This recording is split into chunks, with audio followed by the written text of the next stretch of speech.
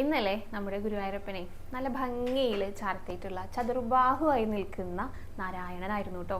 നമ്മളെയൊക്കെ അനുഗ്രഹിക്കാനായിട്ട് എപ്പോഴും ചതുർബാഹുവായിട്ട് അലങ്കാരം വരുമ്പോൾ എല്ലാവർക്കും ഒരു സമാധാനമാണ്. നമ്മളെയൊക്കെ സംരക്ഷണത്തിനായിട്ട്, നമ്മളെയൊക്കെ സങ്കടങ്ങൾ കേൾക്കാനായിട്ട്, അനുഗ്രഹിക്കാനായിട്ട്, എല്ലാ ദുഃഖങ്ങളും മാറ്റിത്തരാനായിട്ട് ഭഗവാൻ വന്ന് നിൽക്കുന്നത് പോലെയാണ് തോന്നുക. അങ്ങനെയാണ് ചതുർബാഹുവായിട്ടുള്ള നാരായണനായിട്ട് വരുമ്പോൾ എല്ലാവരുടെയും മനസ്സിൽ വരുന്ന ആ ഒരു വികാരം എന്ന് പറയുന്നത്.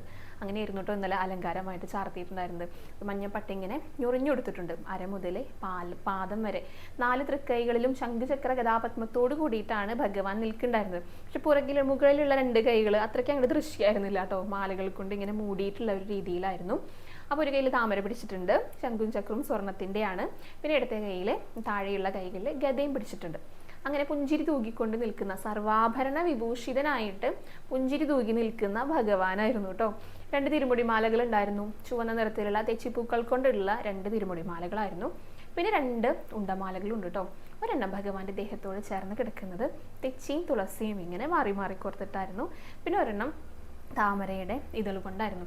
അതിന് നടുക്കാണ് പുഞ്ചിരി തൂകിക്കൊണ്ട് സർവാഭരണ വിഭൂഷിതനായിട്ട് നമ്മളെയൊക്കെ ഇങ്ങനെ നന്നായി കണ്ണു നട്ട് നോക്കി നിൽക്കുന്ന എല്ലാ ഭക്തജനങ്ങളുടെയും സങ്കടങ്ങൾ കേൾക്കാനായിട്ട്, എല്ലാവരുടെയും പരാതികൾ കേൾക്കാനായിട്ട്, അതിനെല്ലാം പരിഹാരം കാണാനായിട്ട് നിൽക്കുന്ന ഭഗവാനായിട്ട് ചാർത്തിയിട്ടുണ്ടായിരുന്നത്.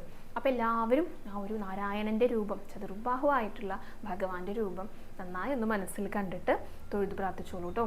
എല്ലാവരും ഗുരുവായൂരപ്പൻ്റെ പാദങ്ങളിൽ ഒന്ന് നമസ്കരിച്ചോളൂ. ഗുരുവായൂരപ്പ ശരണം എന്നൊന്ന് കമൻറ്റ് ബോക്സിൽ രേഖപ്പെടുത്തിക്കോളൂ.